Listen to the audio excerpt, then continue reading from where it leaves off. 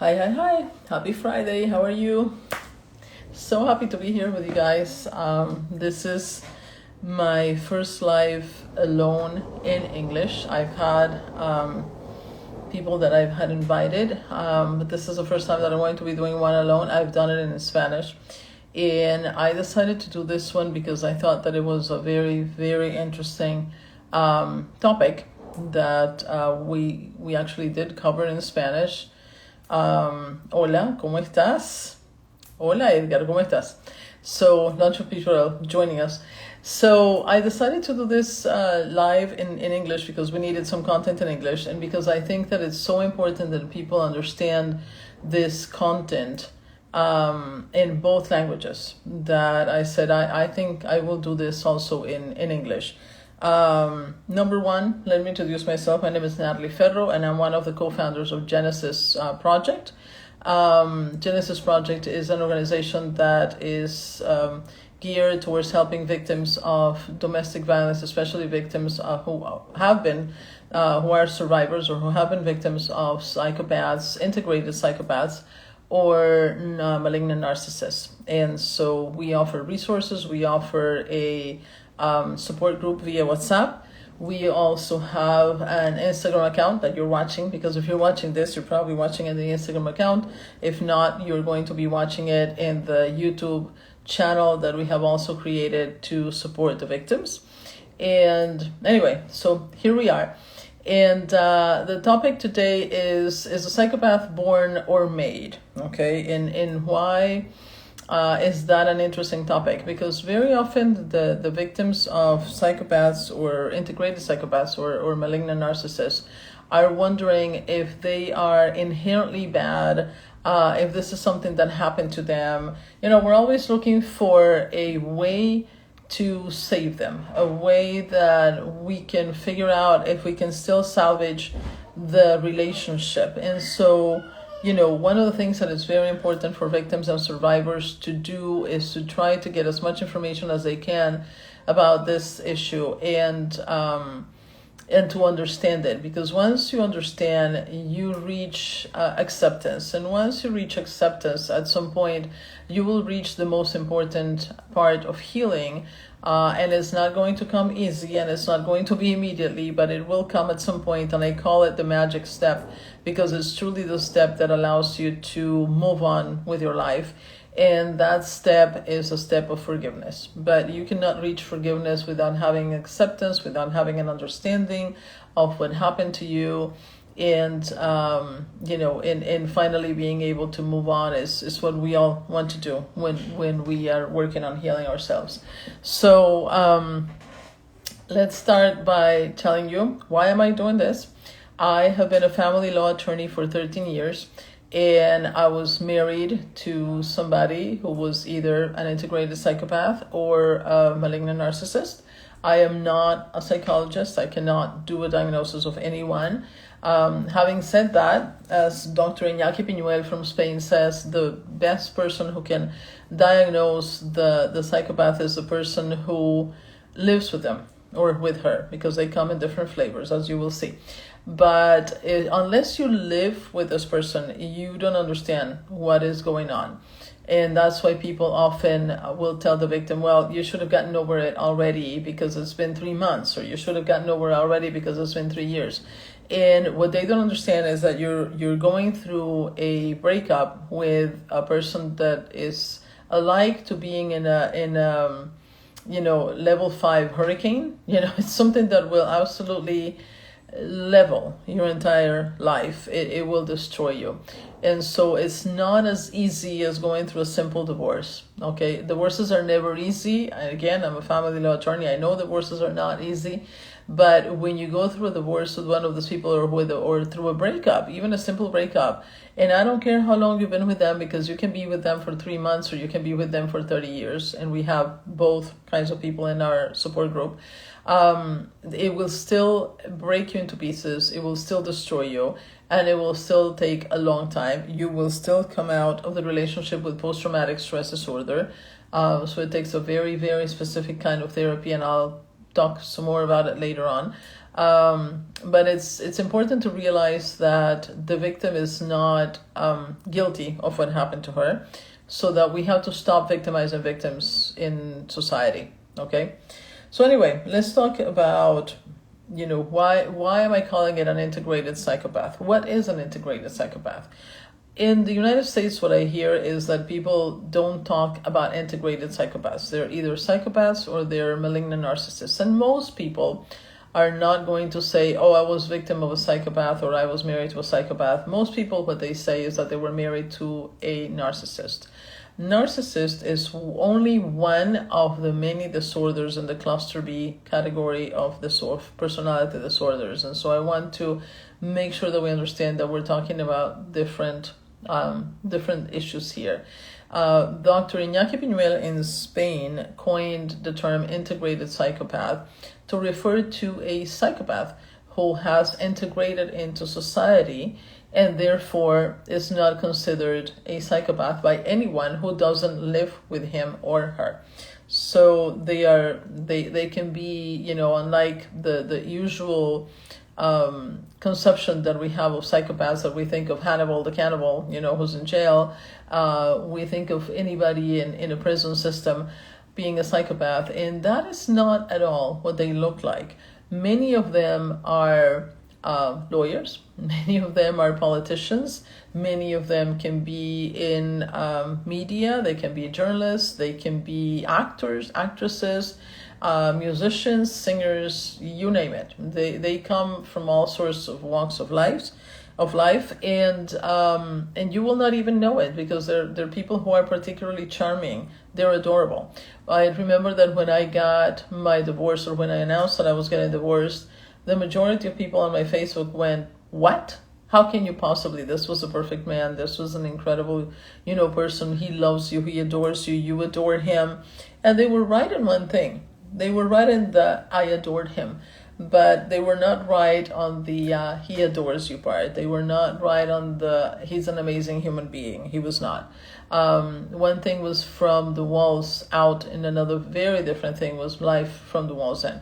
And so that's what we need to realize, is that whatever goes on Facebook, nobody puts on Facebook the amount of times that somebody screams at you in a day, or the amount of times that somebody berates you in a day, right? The only thing that you post on Facebook is the happy times. So don't ever be surprised when somebody divorces somebody and then says, "Oh my God, and it was so bad." And all you saw were the roses coming in. I had roses coming to my house, every week for the last 10 years. I mean, for the 10 years that I was married to him. So that doesn't really tell you anything. So anyway, back to the original question of, are they born or are they made? Okay. So in order to do that, we first need to, let me make a differentiation of what are the cluster B type personality disorders. So cluster B has the antisocial personality disorder with psychopathic traits. So when you talk about a psychopath, that's not really a diagnosis. The correct diagnosis is antisocial personality with psychopathic traits.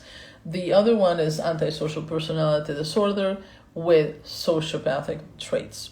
So those are the sociopaths, right? But it's a mouthful, and so you're not going to say, oh, well, he suffers from antisocial personality disorder with psychopathic traits, because it's just a mouthful. And so people refer to them as psychopaths or sociopaths. The other one is narcissistic personality disorder. The other one in cluster B is borderline personality disorder. And the final one that is really not well known, or at least wasn't until the Johnny Depp case became prominent, is the histrionic personality disorder, because it was claimed that Amber had that disorder. Again, I'm not a psychologist. I cannot diagnose. I'm not a psychiatrist. I can't make any diagnosis. I don't know if she was. I'm just saying that was the first time that I heard of it. Anyway, so out of all of those disorders, I'm going to start with the antisocial personality disorder with psychopathic traits, because that is what I was here to talk about to begin with. So let's go back to, if you're watching me right now, tell me, what do you think? Are they made? Are they born that way? Do they get made that way? Interested in hearing your voices. If you can write to me and let me know. But in the meantime, let me start describing what happens. Yeah, and for that, I have to go a little bit into chemistry. I have to warn you that I am not a doctor. I'm an attorney. I wish that I would have studied genetics. This is what I really wanted to study, but then it had chemistry, and I hate chemistry. So out of my research of 4 years and doing this, every time that I looked at a program like this about, the differences between sociopaths and psychopaths, it was so complicated and so much chemistry was involved that I was like, I'm tuning this out completely. And believe me, I'm a person who has read a bunch of books and had to read very fine print to become an attorney, right?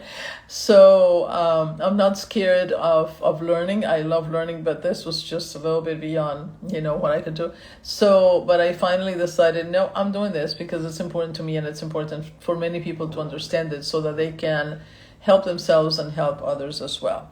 It is considered that between 1 and 6% of the world population has that disorder, the psychopathic disorder.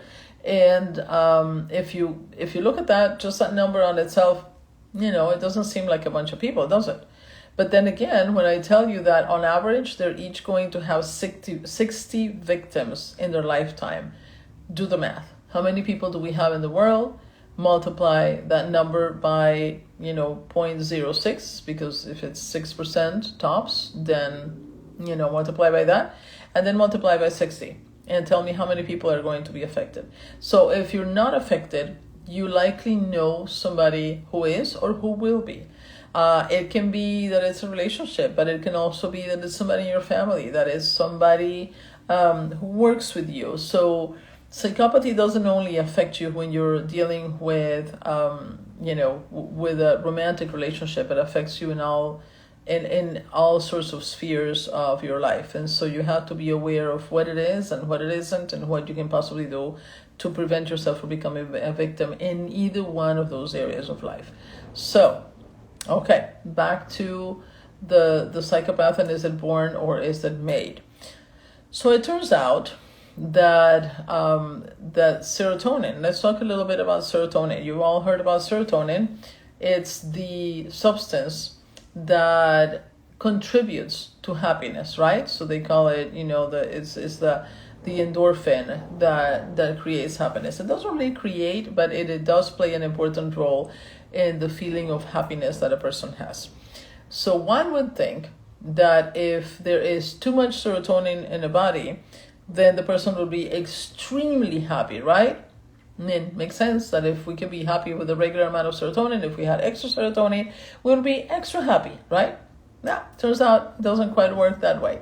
So the body has a mechanism that when you release serotonin, right, into your body from your brain, or when you release any kind of endorphin, any kind of hormone, any kind of substance goes from your brain into your body, there is a reabsorption mechanism, okay? There's another substance that gets released that basically takes, all those cows and says, hey, cows, here, and so it starts to pull together the ones that are in excess and brings them back so that the body reabsorbs it and there's not so much serotonin in your body. So that's a regular, it's a regulation process that the body has in order for it to be in balance in whatever it does. It is not true that if you have too much serotonin, then you have too much happiness. No.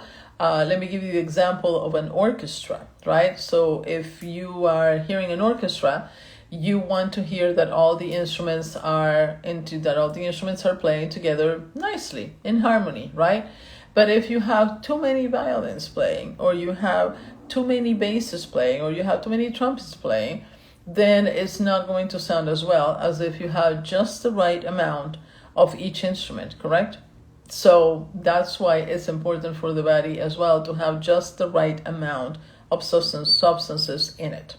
Now, they did a lot of research in psychopaths, especially the ones that are in the prison system, and they discovered that the substance that regulates serotonin, the substance that allows the body to reabsorb quickly the excess serotonin, is not the same in psychopaths as it is in other human beings who don't have the antisocial personality disorder. What do I mean is not the same? It's kind of the same, but it's a lower grade substance, okay? So serotonin gets released, and if serotonin gets released into your body or my body, the premium, let's call it like premium and regular gas, okay? So we all have premium gas, right? And that premium gas substance is going to be allowing our bodies to reabsorb the serotonin that gets thrown into them, okay? In psychopaths, or persons with antisocial personality behavior with psychopathic traits, they don't have the premium grade substance that allows the reabsorption of the serotonin into the body. They have a lower grade substance. So they have like regular unleaded, but it's not premium, okay? So it doesn't reabsorb as much, okay? Therefore, there's a little disorder there. Things are not in balance. Things are not as harmonious as they can be in somebody else's body when serotonin gets released. Okay, that to begin with. So it turns out that serotonin also plays a very big role in the development of brains in fetuses. Okay, so when you're pregnant, serotonin plays a role in what structures that brain is going to develop, right? So turns out that psychopaths, when they have that lower grade substance that regulates serotonin, right? Or the mother has a lower grade substance that regulates serotonin, the brain gets formed differently. So there's a gland that we have at the base of our brain. Well, at the base, I mean like deep inside the brain, not like here, but inside in the middle. That is called the amygdala. It has nothing to do with amygdalitis. It has nothing to do with your throat when your throat hurts. It's the amygdala. It's the gland that allows the feeling of empathy. Okay, it's the regulation of emotions are there. And so the amygdala is connected to your neocortex. It's connected to, the top portions of the brain. But it turns out that when there is no regulation of serotonin, then the amygdala either gets formed very, very small, doesn't get formed, or does not get connected to the top part of the brain. Doesn't get connected to the neurocortex. Okay, so that right there tells you that there is an issue with the brain of a psychopath. Okay, now what regulates, which kind of unleaded or premium substance you're going to have is genetically determined, and it turns out that it's in the X chromosome. If you go back to your biology, studies when you were in high school, that women have XX chromosomes, two X chromosomes, and males have one Y and one X chromosome. Okay, so if the only X chromosome that a male will have comes from the mother. That's it. The father is not going to, because otherwise you wouldn't be a male, you would be a female. Okay? So if you're born a male, right, and your mother was a carrier of the lower grade regulation of serotonin gene, right, then you will have that lower grade serotonin gene in you because that's it's going to get transmitted to you. Okay? If you are a female, okay, then you have half a chance, because even if your mother has it and transmits it to you, right, if your father gives you another X chromosome, right, and he doesn't have it, then it's not going to be expressed. It's not going to be something that is going, you may be a carrier, but you're not going to express it. It's not going to affect you as much. Now, if you happen to be unlucky enough that your father has the lower grade regulatory enzyme, and your mother has the lower X regulatory substance as well, then you're out of luck. And hence why there are some female psychopaths. They do exist, but there are way more male psychopaths, because all it takes is that one X, one X to become a male psychopath, two X's to become a female psychopath. But anyway, so that has to do with how the brain gets formed. But is that it? So are you predetermined to be a psychopath if you are, if you're born with an amygdala that is smaller, if you're born with an amygdala that is not connected to your neocortex? Is that a luck of the draw kind of a thing? Not necessarily, okay? because even though you are, so to speak, pre-wired to be a psychopath because you have no sense of empathy, right? It still takes being exposed to a traumatic event in infancy. So if you're born in a home where there is domestic violence, and likely that's what's going to be happening, because if you're carrying that gene, then evidently one of your two parents is a psychopath, if not the two of them. Hardly the two of them are going to be psychopaths, because two psychopaths know each other from miles away, and they're very likely not to ever have a child together. But it does happen, hence why there are women who are psychopaths, but it's not that as frequent as having male psychopaths. So anyway, so if you have the gene, you have a preponderance to be a psychopath. You have I don't know how else to say it. You have a likelihood, but you still need to have a trigger for it. And what is a trigger? Being exposed to domestic violence early on when you're a child. That's why early exposure to domestic violence is not good for any kind of child. Being exposed to a home where people are screaming, being exposed to a traumatic event, something like a war, where you saw people getting killed. Things that are going to affect you as a child. And it doesn't really have to be that big. Unfortunately, trauma is anything that the child is not expecting from the people that he trusts to take care of him. And so anything that happens between the parents can be traumatic enough for the child that it will trigger it, and therefore the child will forever, acquire the traits of the psychopath and not feel any empathy.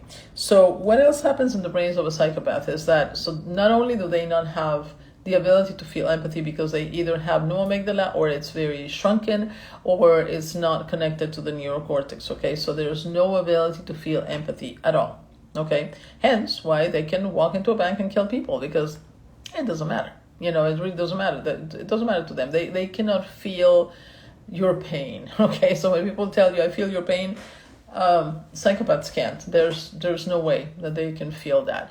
The other thing that happened that is, to me, what creates a perfect storm is that usually the human brain by the age of 24 or 25 has acquired enough experience and information that it has developed what is called, and there's a specific name for it. It's in Latin. It has to do with brains. And I said, I'm not gonna go there. I'm not going to do this that complicated for people. There's a place in your brain that, let's call it the risk assessment center of your brain. Okay, that risk assessment center in your brain is what tells you, pal, if you jump from the third floor, you're likely going to break a leg, right? You're likely going to break an arm. You may die. So don't jump from the third floor window.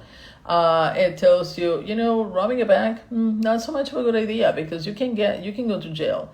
Statistically, it's likely that you're going to spend some years in jail if you rape a woman, if you rob a bank, if you perpetrate fraud on somebody, if you don't pay your creditors, people that you told them to do work for you and you end up not paying them. Not a good idea. You're going to get sued.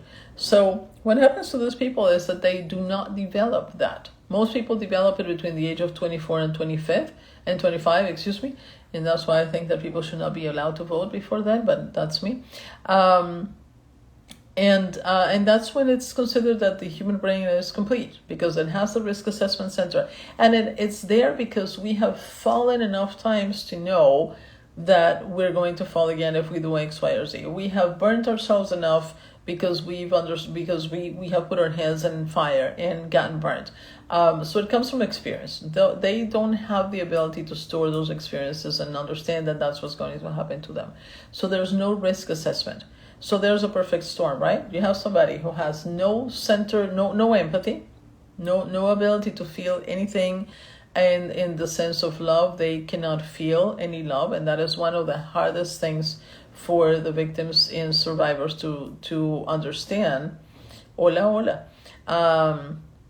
Is that there's absolutely no empathy and no love being felt by these people. But they can mimic it very well because they're master manipulators. And so they've learned from very early on that if I do this, then people will think I love them. And apparently this is a good thing because it allows me to get whatever objectives I have in mind. Okay, so they learn to mimic it really well, and you do feel loved and you do feel like this person loves you. But then at the same time, within seconds they will turn around and tell you what a piece of crap you are, and that you're not worth anything, and that you're horrible. Okay, and that's why it's so horrendous to live with a person like that, because you are truly convinced that they love you, and how can they possibly be harming you? And you have opened up your heart and your trust to them because you feel loved by them, but they harm you every time they can. Okay, so anyway, so they don't form that center of that risk assessment, which allows them for good things and bad things. What is good about it? What is good about it is that there are people who can take risks that the majority of us would not take, right? So sometimes, they can be very, very good in business. Apparently, somebody did a study, and about 12 to 20% of CEOs in this country have psychopathic traits. Again, it is a person who's going to say, I'm going to open a restaurant, even though evidence shows that 98% of restaurants fail, right? And so if they they're not afraid of doing things, but yet it can go well because they can open the restaurant, they can decide to build a rocket ship to Mars, and it may work out for them, right? But it's not going to work out that well when we're talking about committing a crime, like robbing a bank, or, raping a woman, or whatever it is that they decide to do, killing a person. They truly feel that there are no risks at all. So when you have somebody who has no risk assessment capabilities whatsoever, and on top of that feels absolutely no empathy for anyone, then you have a very, very dangerous person in your hands. Okay. A person called Robert Hare, I think he's Canadian, was the one, and he did all this research in the 70s. He did all the research on the psychopaths, and basically he went to prison, environments, and he interviewed people who had done very heinous crimes, and then, he sat down and he studied one after the other, and came up with a list of personality traits that basically are the personality traits of a psychopath. And it's, to this day, it's still used to diagnose the disorder. So the first one is excess glibness or superficial charm. Again, very charming people. They will charm the socks off of you. You will fall in love with them. They're egocentric. They have a grandiose sense of self-worth. Do you know anybody like that? There have been several politicians that I can name in many different countries of the world who have had that grandiose sense of self-worth. Excess need for stimulation and proneness to boredom. So because nothing really excites them, because they don't feel risks in anything, they are people who get bored very easily. They have to constantly be on the phone to somebody. They have to constantly be doing something, some activity, jumping off of airplanes, doing, riding motorcycles in very dangerous places. They have to be doing something that stimulates them, because otherwise they absolutely die of boredom. Pathological liars. They are such good liars that they can pass polygraph tests, and many times the psychiatrists are not able to diagnose them, even because they can't. They are so good at lying that not even the psychologists can see that they are lying through their teeth. So they are manipulative. They have a lack of sincerity. They are con artists. They will do whatever they need to do to get what they need to get from you. Lack of remorse or guilt. It will never be a person who says, I'm so sorry that I did this to you, because in their brain, they didn't do anything wrong. So hence why the subtitle of my talk was the Jessica Rabbit syndrome. Why? Because as people don't have, so when you ask, do they know that they're being bad? Do they understand what they're doing? And the answer is no, they don't know that they're being bad. For the brain structures that they have, right? They are doing what is most logical to do in their brain structures. Okay, so they will never ask forgiveness, because it would be the same as me asking you to please ask forgiveness of the psychopath who hurt you for everything you did for him, to him. And you're gonna look at me like, what did I do to him? Exist? And yeah, that's exactly the same way they feel. So forgiveness will never come. Why? Because they're made that way. So Jessica Rabbit, I don't know if you remember the movie Who Framed Roger Rabbit. He was married to this incredibly beautiful woman, right, with a body to die for. And at some point in the movie, somebody looks at her weird, like she's mean or bad or whatever. And Jessica looks at them and says, I'm not bad. I'm just drawn that way, right? And so it's true. She was drawn that way. And so were the psychopaths. So this is not meant to be an apology for anybody who has harmed you or, done anything bad to you.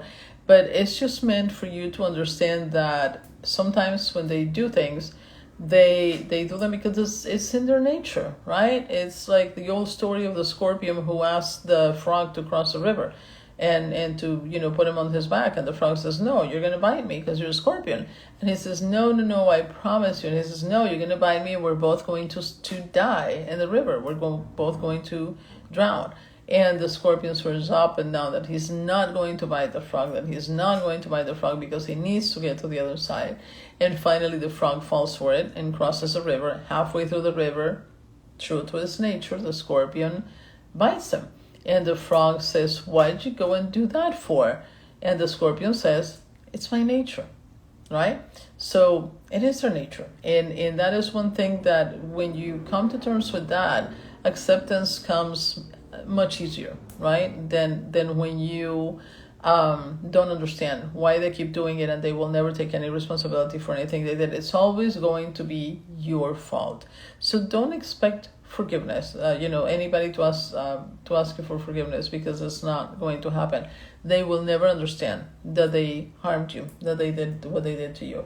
They enjoyed it, right? Because the only thing that an integrated psychopath feels is something that the Germans came up with a word for, and we don't have a word for it either in Spanish or in English, but it's the word Schadenfreude, right? Which is what it means is the happiness or the joy of seeing somebody else suffer. Okay, so very, very sadistic. But it's the only thing that they feel, and it's why they do harm people, because it's the only emotion that they can feel with what they have. Okay, so lack of remorse or guilt, they will never feel that. Shallow affects, lack of emotional depth, as I said, unable to feel anything but Schadenfreude. Callous, lack of empathy. They don't care if you fail. They don't care. They can fake it really well. If they are going to manipulate you for something, then, oh my goodness, can I help you? Can I do this? Can I do the other? They're beautiful as nurses, if you need a nurse, because they can do that well. They can fake that well. But it's only because they want something out of you.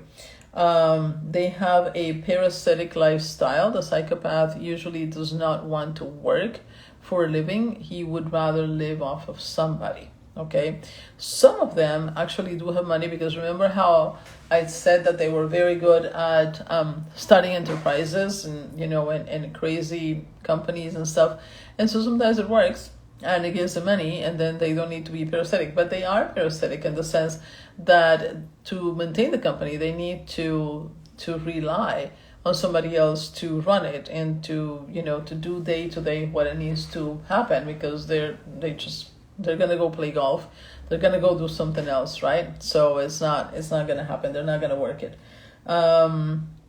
They have poor behavioral control. They're very, very short-tempered person, and the victim often thinks that they are walking on eggshells all the time, because there's mines all over your house, landmines.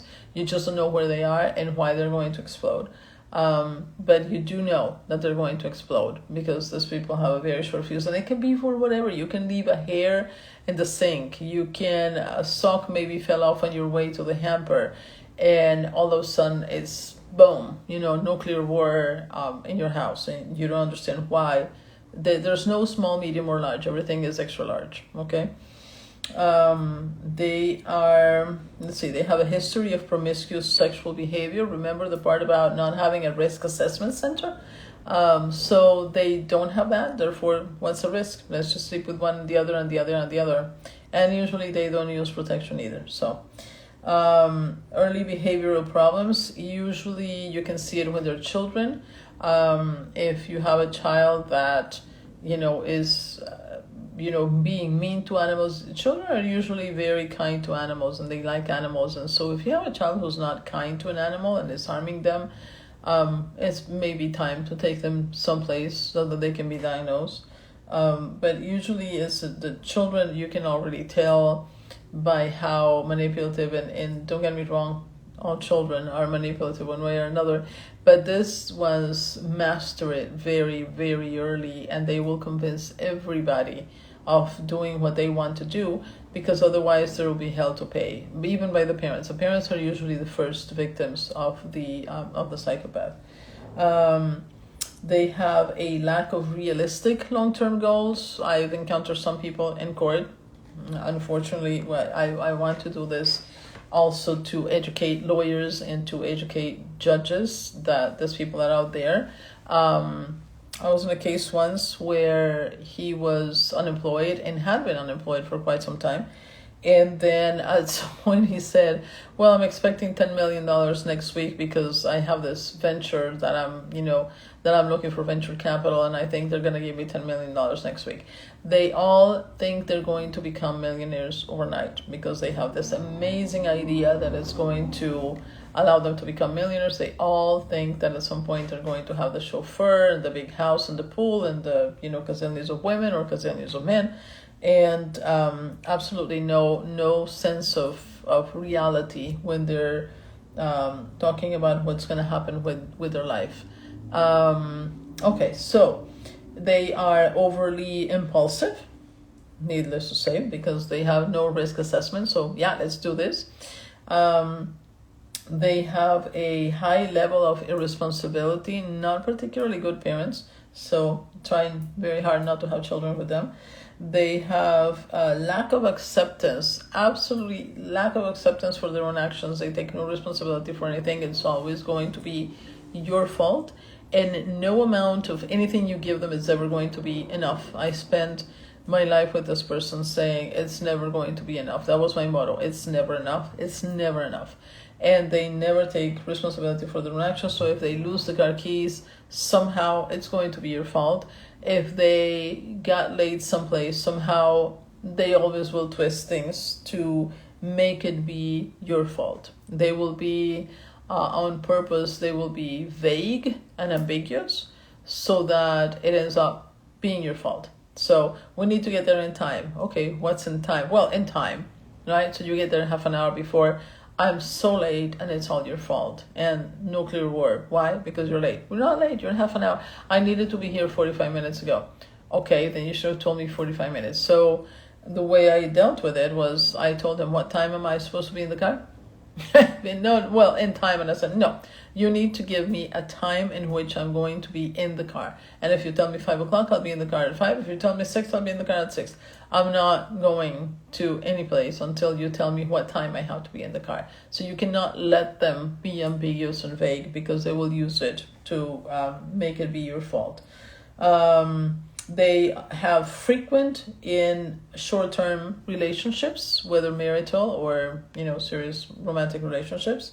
They have a history of juvenile delinquency. So even if they are not yet in jail, they will have a history of juvenile delinquency. Mine did. They are, if they are in jail already, there will be a revocation of conditional release. So often they are released into society again and they commit another crime, or they blow it somehow and they get right back in jail. So they revoke their conditional release. And they have what is called criminal versatility. So their crimes can be more than one. Okay, so they're an equal opportunity criminal. Unlike, a regular criminal who decides, I can crack safes. I'm going to be, somebody who robs banks because I'm very good at cracking safes. To them, it can be let's crack safes today, and tomorrow I'm going to kill somebody, and the day after I'm going to steal somebody's car, or the day after I'm going to rape somebody, or whatever. I mean, they don't care. Whatever crime they have to do, they do. Anyway, so that is as far as the antisocial personality disorder with psychopathic traits. Then, what is a sociopath and how is he different from a psychopath? Many people confuse them and think that they're the same. They're not one and the same. The sociopath, unlike the psychopath, actually does have an amygdala, actually does have the ability to feel love, does have empathy, okay? But the sociopath went through something very, very traumatic early in life that made him turn off all of those circuitry, all of the circuitry that allows him to feel pain, that allows him to feel empathy, okay? And what happens when you turn it off is that it's like a foundry, right? So if there's no light one day in a foundry and they don't have their own electric plant, generator, whatever, everything is going to be fused together, and you might as well just shut the plant down because you're never going to be able to run it again, right? Because how do you unfuse metal? Cannot be done. So the same thing happens in a human being, but it's a substantial trauma. It's like war zone type things. It's like being born in a in a very bad area where there's drug dealing going on, and your father was shot, and your mother is an alcoholic and is prostituting herself, and your brother comes in and is also going to jail, and he has joined a gang. Those kinds of circumstances, right, or actual wars, right, where you see your parents being killed in front of you, things like that. Those are the traumas that will turn a person into a sociopath. Can they ever turn it back on again? No. Once they turn it off, it's off. They can turn it back on. So that is as far as a sociopath. The malignant narcissist is a different kind of person, because the malignant narcissist actually does have the ability to love, but is going to require some severe therapy, okay, for the malignant narcissist to be able to stop the narcissistic behaviors and be able to be a functioning human being in a relationship with another person. So they're very, very perverse in the way that they act. They're very manipulative. It comes from the same cluster of people. But he does have an amygdala, so he does have empathy. It's just that there's all sorts of factors at work that make him be, a narcissist. And that usually requires like twice a week therapy for 5 years. Okay. So the answer is, if I'm married to a psychopath, will he ever get cured? No, not likely. Not until today. We don't have a cure for psychopathy. They are trying some experiments in some jails, especially juvenile detention centers. What they're doing is something that is more akin to training than to curing, okay? So they make them watch videos, where they are presented with ethical, boundaries, or with, do I rob the bank or not rob a bank? Do I kill this person or do I let him live? Do I help this person or do I let her die? They're presented with those kinds of scenarios, and they have to choose one. When they choose correctly, right, even if they have to guess, okay, I would totally let the person die. I don't give a damn, she can die. But I think that society would want me to rescue the person or to call 911.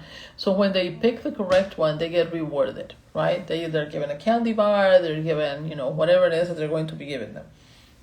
So they learn, so they basically get trained on what are the socially appropriate behaviors. Just like they learn to fake love a person, they can also learn what are the appropriate behaviors that society wants to see in them in order to allow them to function in society.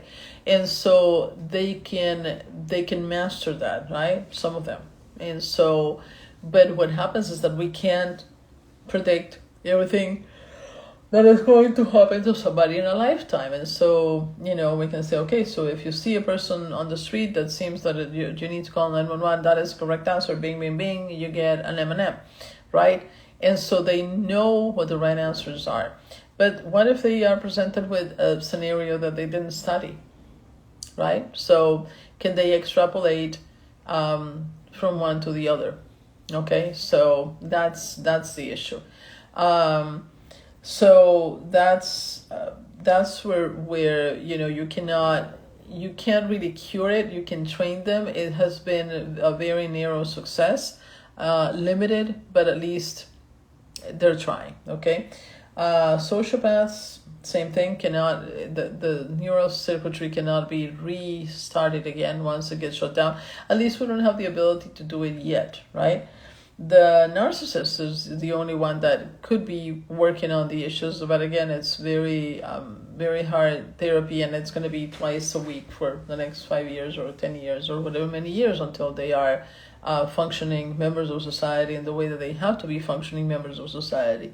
But does that mean that there will never be a cure? No, it just means that right now we don't have it, right? We don't have it. So anyway, so that's basically what I have for you. That's why I called it the Jessica Rabbit syndrome, because they're drawn that way. They're never going to be able to understand that they are guilty of anything, because their mental structures, their brain structures, do not allow them to see that they are doing things that are wrong. I mean, they choose to do things that are wrong because it gives them pleasure to hurt you. So, and so far as that is correct, then yes, so they can be bad, if you want to call them bad that way, but they don't have any idea that what they're doing is wrong, because in their brain structures, everything fits logically, right? With what they're doing everything perfectly fine, and they will never acknowledge that there's anything that they did wrong. So anyway, and so what happens to those people when they go to a court system is that they are so good at manipulating, they seem very credible. The victim coming out of a relationship like this feels absolutely out of her brain, because she has so many cognitive issues now. She's going through PTSD.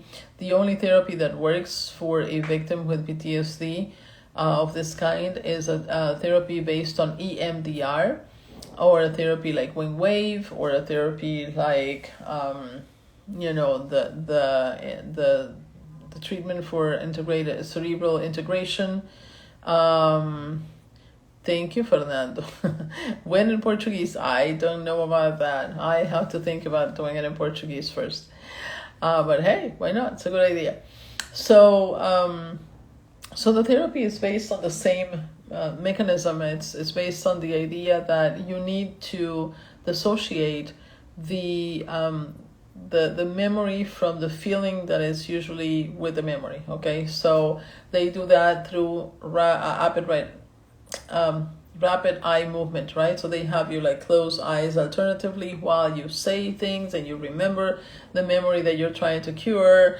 And then amazingly, I mean, I went through it in 4 sessions. I was absolutely functional. In 8 sessions, boom, we were done. She told me, okay, don't come back again. You're good. So I highly recommend that therapy for the victims. And so if you know somebody, who's going through this, and somebody who, yes, it is a terrific idea. I agree. Thank you. I may do it. So if you know somebody who's going through a court system that has been a victim of this type of person, they look like they're the crazy ones, right? And the psychopath will show up in court, and he's going to look very credible. And they're very charming people. They're manipulative, and so they will make the victim look like she is the crazy one.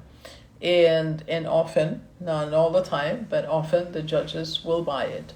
And so they re-victimize the victim through the court system, right? They will eventually, at some point, they may even take custody of children. So that's when having an attorney who knows about this kind of thing comes in really handy. And so, the good thing is that they can, I can do it even in Kuti language. I don't know about that. I don't think I can. So the problem is that they have cognitive disorders at this point from the PTSD. They have been in a traumatic link with this person. They have been addicted to this person because of the addiction to the phenylethylamine, and we'll do another live on that. And that's why it's so hard for the victim of domestic violence to leave the perpetrator, and they, on average, I leave them 7 times before they leave eventually. I left mine at least 10 times. I think I lost count at some point of how many times I left him and came back to him. And I had all the resources in my hands. I'm trilingual. I didn't have any children with him. I have 2 degrees, and one of them is a doctorate in law. I had been living here for 28 some odd years by the time that he came into my life, 30 by the time he left, and I still was unable to leave him for 10 years. So I just want for the judges to be able to recognize the patterns, right? That when you see somebody who looks like she's crazy, but she's telling you, well, look, he did all these things, believe the victim. It's hard to tell who the victim is, but the victim is usually the one that looks craziest. Unfortunately, that's the way it is. So anyway, all right, guys, so that's what we have for today. And then next week I'm going to have Anabel Pinto back, and we're going to be doing a live about what helped us as victims in survivors. When we were victims, what helped us to leave the relationship? What do we credit with having been good enough for us that it allowed us to, little by little, leave our abusive relationships with a psychopath or with a narcissist? We're going to be talking about that. We're going to be doing a little bit about self-care after leaving the malignant narcissist or the integrated psychopath. So I think it's going to be a very cool lecture next Friday at 5. So join me. She will be here and I will be here. A big kiss to all of you. Thank you for joining us. And if you haven't already, please subscribe to our YouTube channel and subscribe to Genesis and Instagram already. All right. Thank you so much. Bye-bye.